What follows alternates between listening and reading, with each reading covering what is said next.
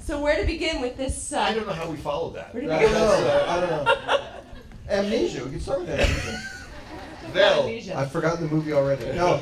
The main thing is guilt, right? I mean, Well, that's the but thing. actually, I got to say this about Amnesia first, because this is like the classic case of what I've always called TV movie of the week amnesia, right? Something happens and then I can't remember who I am, and that's, first of all, that's. Or if you have a wife. Or I might have a wife, I don't know. That's different.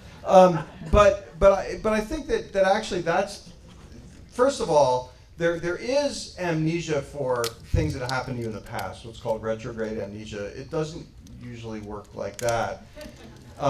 It usually works where you forget the most recent things that have happened to you and you actually remember things that happened to you a long time ago, which is why if you've ever dealt with somebody who's got dementia, for example, they can remember things they did when they were 6, but they can't remember what they had for breakfast that day. So, and that's actually the rarer kind of amnesia. The most frequent kind of amnesia is actually what's called an anterograde amnesia, which is you can't learn new things, which comes from stroke. So this kind of amnesia, this is the stuff that we see all the time in movies because it makes for better plots than, I mean, Memento worked really well. If you've ever seen that, that's a great example of anterograde amnesia. But it doesn't make for a great plot other than that. No. You just can't learn it. What about that idea of dreams telling us exactly kind of what happened in our past? It's convenient. That's my favorite part. One of the things about being a human being is that we're terrific storytellers. And if we don't have a good story at the ready, we'll make one up. And much of what we do about our conscious lives, not just during sleep, is we make things fit into a story. Because what our brains are trying to do all the time is help us make sense of the world. And there are lots of things in the world, much as we hate to admit it, that are just haphazard and random. We don't like that. We look for causes, and we think that causes precede effects. And when we see an effect, we think there must be a cause. And randomness just doesn't satisfy. So we come up with explanations, and we're so good at that that we're very capable of convincing ourselves that, well, actually the reason this happens is because that other thing happened and that thing before that happened. Now that's about things that we consciously experience. When you get to dreams, which are just craziness, some of you remember your dreams a lot. Some of you may not remember them as much, and that has more to do with when in your sleep cycle you wake up than it has to do with how much you actually dream. Everybody dreams, most everybody dreams. And some people wake up and remember very vividly things that happened during the night. Other people wake up, they say, I didn't dream at all. Well, you probably did, but what you don't remember, or the reason you don't remember, is because you're waking up during a stage of sleep when dreams typically don't happen. So when you awake, your mind isn't in the midst of dreaming, so it's more difficult to remember. Now the thing about dreams is it's not that they're unrelated to your experiences. They actually are related to your experiences in a variety of ways. So, for example, if you're anxious about something or guilty about something, that motivational state persists, but it now becomes a retrieval cue into memory. It starts reaching into your memory and pulling stuff out. And the thing that's weird about dreams is that you don't have any ground truth to kind of stop you from going all over the place. So the thing about our waking life is we would be perfectly capable of leaping from memory to memory to memory to memory, only then you open your eyes or you get sounds in your ears that ground you back in what's happening right now. And so our current experience is less chaotic than our dreams, in part because we're seeing stuff and we're hearing stuff. When you're asleep, you're just getting these memory retrievals one after another, and then you try to make sense of them. But certainly, things that have happened to you recently will influence what's happening in dreams. The emotional state will influence it, and in part, this is also happening because remember, part of what the brain is doing when you're asleep is actually consolidating memories. So we have this incredible experience that we have each day, and lots of things happen, and then thankfully we don't remember most of it.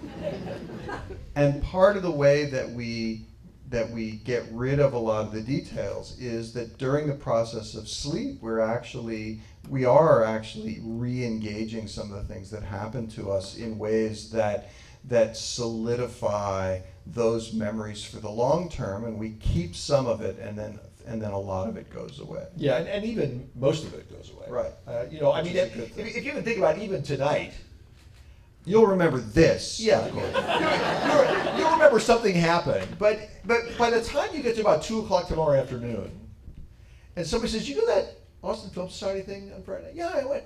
Well, what'd they say? Well, they talk about dreams and brains and sleep and stuff. That's it. You're done. That's the whole thing. And it's not because you're not paying attention. It's not because we're not delightful and fascinating. It's because your brain has no reason to commit all of this to memory in great detail. Brains are inherently efficient, and another way of describing efficiency is saying they're lazy, meaning they don't expend any energy that they don't have to spend or think they need to spend to actually preserve something that may be useful in the future. Yeah. You know, what I'm curious about though is like, what in this film is accurate based on what we know now about psychology? Ingrid Bergman is beautiful. That's unbelievable.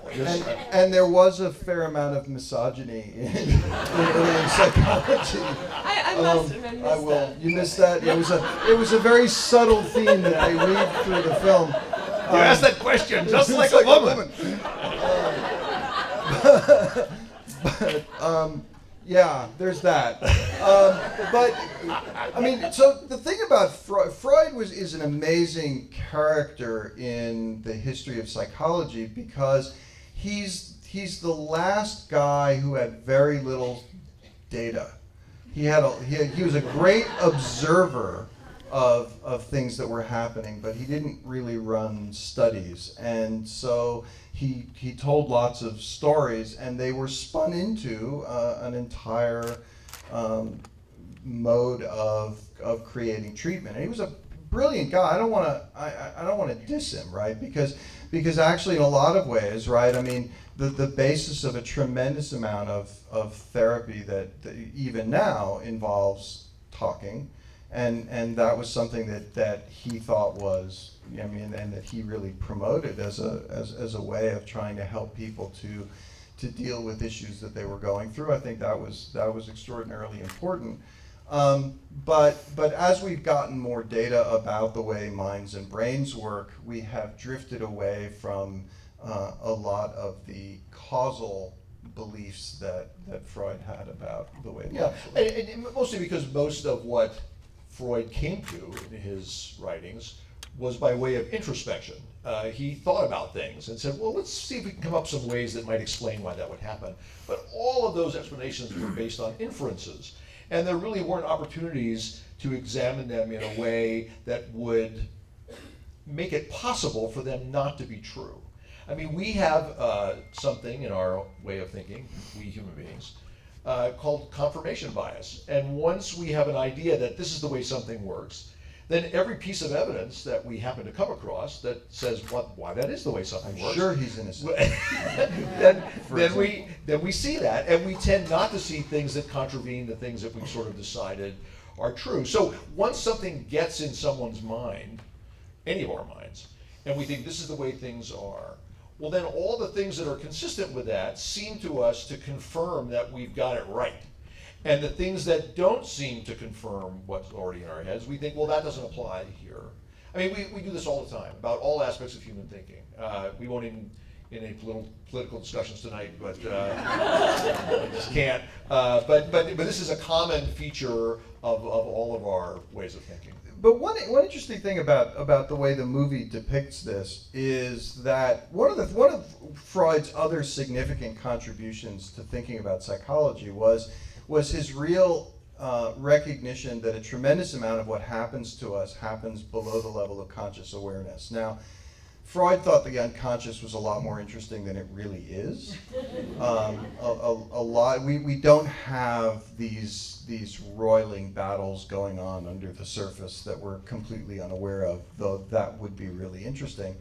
But he did recognize that we are unaware of a lot of the sources of our actions. And I bring this up because early in the movie, Ingrid Bergman's character says, well, I've always been aware of everything that's been going on in my mind until now. And that's actually, she would never have said that if she'd actually studied all the things she was supposed to have studied, because she would know that actually tremendous amounts of what she does are really unavailable to her consciousness. Yeah, and the other thing we talk about, is there anything that's real in there? I mean, certainly, guilt is real, and we find all kinds of ways to avoid confronting things that are uncomfortable to confront.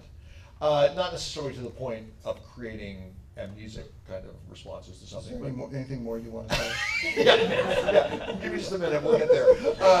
But you could lie down. Yeah, it's always better. But when you think about what the kinds of things that we experience, we often try to avoid things in our own conscious thinking that we'd rather not confront, and there's a little bit of that. It just kind of goes way beyond what's actually. Yeah.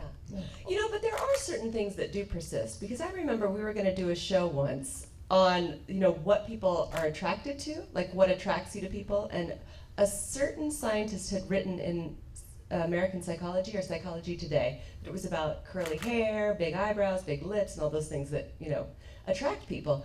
And when they're gallivanting in the meadows, she says to him, right? Oh, I am not in love. That's not love. Love is about these phenotypes that are attract you to me. So are we still debunking a lot of these myths? Well, let's just say first, there certainly are features of other human beings that we find attractive that we don't consciously think about, right? I mean, all of us in our lives have seen other human beings and thought, my God, it's fantastic. And we don't really know, but they're not particularly, they don't look like Ingrid Bergman, they're not particularly, universally beautiful, and yet we have inexplicable attractions to them. So obviously there are things somewhere in our memories that are being triggered by a particular someone's appearance or their voice or their manner of speaking or whatever it happens to be. And that certainly is the case. But I think what this really kind of gets to, and we should get to this tonight, is away from the idea that our brains are floating around, our minds are floating around inside our brains. Our minds are our brains, and meaning that our minds have a physical structure. And it isn't the case that there's some ethereal thing that's floating around that our brains contain. The firing of neurons in our brain, as complex and as many as there are, it really remarkably give rise to consciousness and us. But it's still a mechanical process. It doesn't make it any less romantic. You still feel love, you still feel attraction for other human beings, you still feel all the feelings that human beings feel and other organisms as well. But it's not magical. There's a mechanical explanation for much of it. And I know sometimes people don't like to hear that because it seems so, it takes away this sort of magic of being a human being or having a mind or having consciousness. I don't see it that way. I see the fact that arises out of these primitive components of a brain is quite magical. And I'm going to bring this back to the movie in the following way, which is one of the things the movie does extraordinarily well is it plays around with third person versus first person perspectives. Mm-hmm. Right, so if you notice, there are most everything you're observing some action, but then every once in a while, drinking the glass of milk or the gun at the end, you've got a first-person perspective on what's going on. And the reason that this matters is because if we think about the scientific explanations for things like love or guilt, those are always third-person descriptions, right? We as a scientific community are trying to explain how these things work for people in general. But the fact that we might be able to do that, for example, we might be able to say, from a scientific standpoint, here are some of the things that might lead someone to be attracted to someone else, does not change the sort of what it's like to be in that situation when you see somebody that you're incredibly attracted to, and what that feels like. So that first person perspective is quite different than those third person explanations that we give. And so, you know, as someone once said, I mean, just because someone's a botanist doesn't necessarily mean that they wouldn't like to get flowers. Right? I mean, you know, there is something that it's like to experience things, and no matter how much you know scientifically about that, you can still enjoy those experiences. Yeah. Yeah. You know, one other thing, maybe you can comment on this, maybe not, but it's more about the history of psychoanalysis. Because when I was preparing to do this show, I actually prepare, contrary to popular belief. We know that. I was listening to an interview with Hitchcock, and he said what really scared him were the police. He's like, if there's one thing that scares me, it's the police. And the tension in this film between like this... And birds. did scare him. Two things that scare me. But there's this idea that with psychoanalysis, you can find out what's going on. But if you get caught by the police, then they immediately lock you up and, what does she say, shock you into, you know, not being yourself. So, I mean, what was the relationship between psychoanalysis and the legal system, you know, in the 40s and 50s, and how has that evolved? Well, let me say this about the whole idea about, that's what you just psychoanalysis, but psychology, psychiatry, and the legal system, is that we, for many years, gave a tremendous amount of credence to scientific things, even though they might not be correct, but because they're scientific. For a long time, we thought you could hook a machine up to somebody who measured their blood pressure and their rate of respiration and their galvanic skin response, which is how much perspiration there is coming out of their skin, and we could tell if they're lying or not. No, we can just tell if they're anxious. And people who aren't anxious when they lie are not affected by lie detectors, and they're not detectable by lie detectors, because that's what lie. And the fact that we call them lie detectors is a bit of the mythology of what science purported to be able to do, right? And the same thing with psychoanalysis, that you get somebody to lie on a couch, they could free associate, words would come out, and then you would discover some deep thing that was inaccessible through conversation. And what we've learned over the years is that we were way too confident because we had little inklings of things that, again, because of confirmation bias, we said, aha, and then said we claim now to be able to do this when we really had not the data to really support those claims. But because it was scientific, and at that time, this is way before science was seen as, you know, a bunch of hooligans who are defrauding the planet.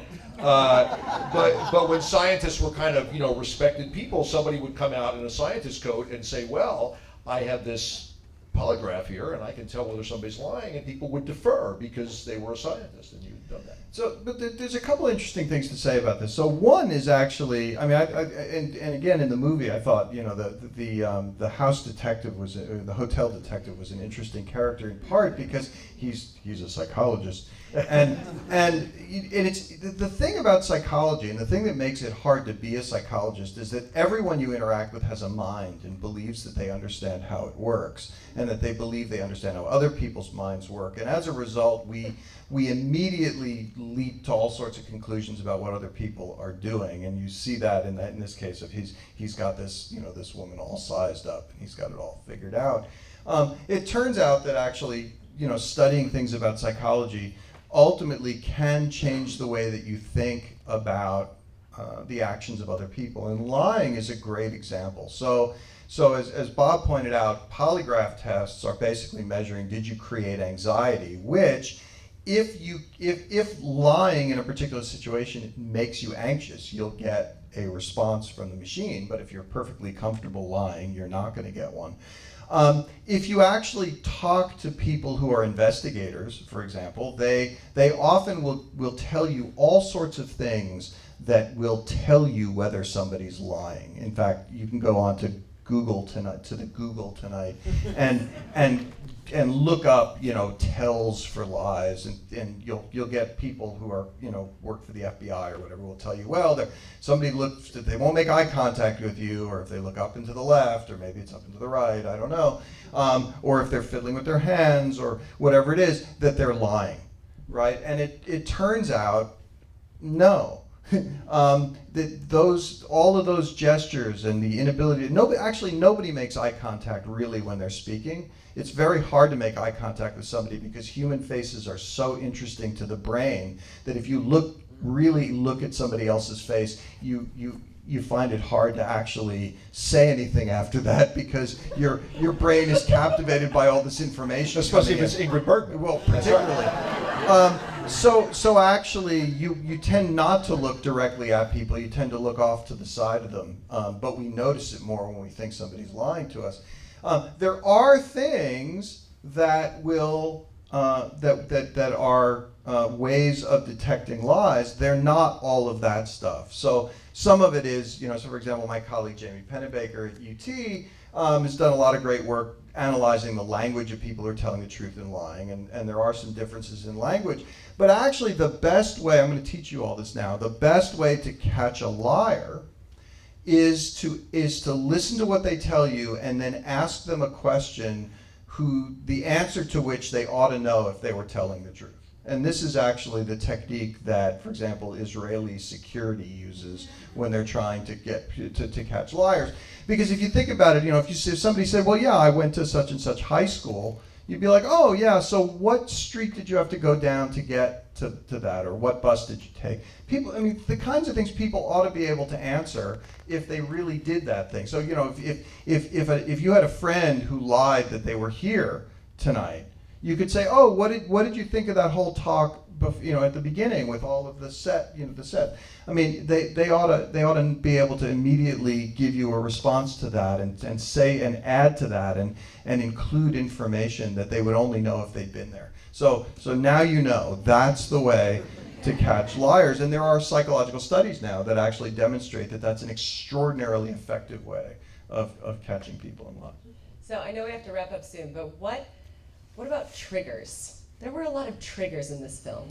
And there were no trigger warnings. How did trigger, is that accurate at all that she'd be drawing this strangely, oddly phallically shaped?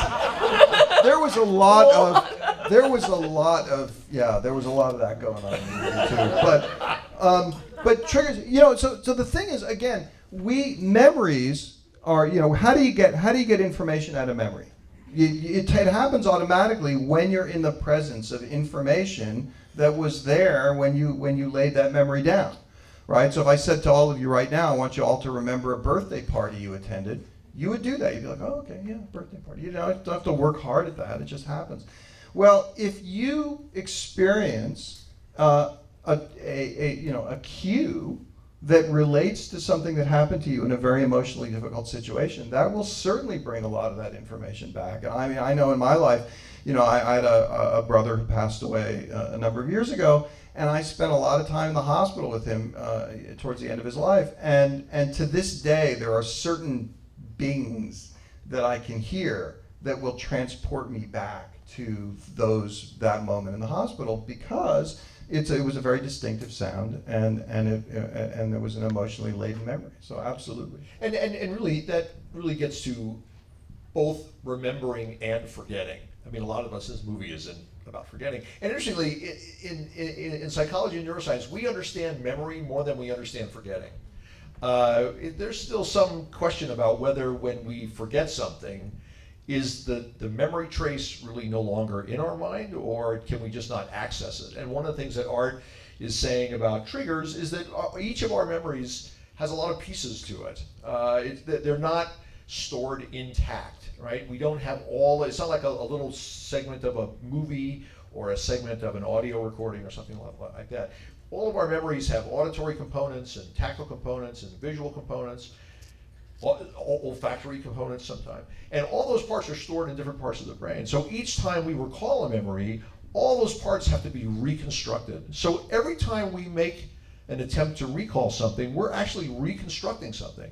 Now, there's an evolutionary advantage to that because that allows us to update memories, right? So if we're wrong about something and we have to reconstruct it every time, then we can put new parts in it that might make it more useful in the future. But it also allows us to put parts in it that don't belong. right? And Bad for think- eyewitness testimony. Right, back to eyewitness testimony, right? That we used to think too. That was, boy, the sine qua non. I mean, somebody was there, he saw that person do it, end of story, right? But now we know that eyewitness testimony is terrible for all the reasons that we've been talking about. And as Art was saying, when we have particular associations between different parts of different memories, a given cue may call up parts of multiple memories that then our recall all assembles, and we have really no way of knowing whether all those pieces go together or not, because our memories don't have timestamps on them, right? We don't know when things happen, we just sort of have an inkling that they happen. And my favorite example, which isn't really related to this movie, but I love this example anyhow, is we can reconstruct things in ways sometimes where we come to believe that events that happen to someone else actually happen to us. You know, because you viewed it so many times that eventually you think, well, I did this. When in fact, if you actually could have a videotape of this, brought back to you, discover no, this was actually, if you observed it, it happened to somebody else. Yep. No, he did kill Mr. Edwards. Right? No. So, and one last thing, which maybe Freud was right about, was what the advice that the doctor gave, which was the key to life is meaningful relationships, like he tells him right before he gives him the bromide. That's it. And meaningful work. Meaningful and work. That's how he comforts. That's the only time I quote Freud. Yes. A happy life, meaningful work, meaningful relationships. That's it. And sometimes a cigar. But it's just a cigar. Oh, boy. Well, thank you so much. Hey, guys. thanks so much. So much fun. Thank you. Good night. Thanks. Good night.